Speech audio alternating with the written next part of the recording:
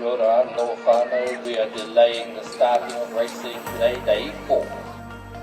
He pōturi te timatanga o te rangi tuawha ki Karapiro.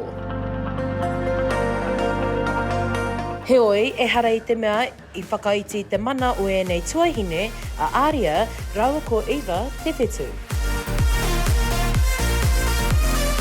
How does that feel to compete against your sister? It's not much different than I thought it would be.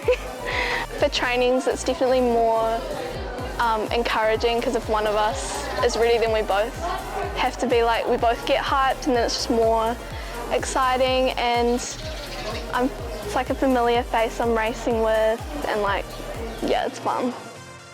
E tuki ana tēnei tuakana me tāna taina, I roto I ngā wāhanga J16 rimarau I te rangi nei. Ko tā te tuakana nei a Aria, ko tāna taina a Eva, te take I uru mai ia ki tēnei hākinakina. I actually got in because of Eva. Eva did it before me. She did it for like maybe a year or two, I think, before I joined, and I would just come along and everyone would tell me to join, and I was like, no, I don't want to do that. And then I did it, I tried it out, and then I loved it. From Mum, because she started leaving like early Saturday mornings, and I was just like, where are you going? She was always like, Waka, and I was like, oh, can I come?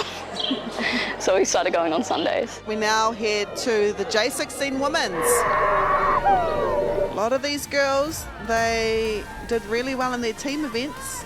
How will they go in the individuals? Nā, e poho kereru ana a māma a Aileen te Whetū I tā raua tutukinga.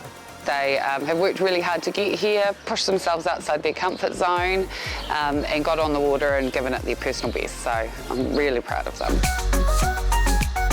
Ko te whāinga matua mā tēnei tuakana me tāna taina, kia haere tonu.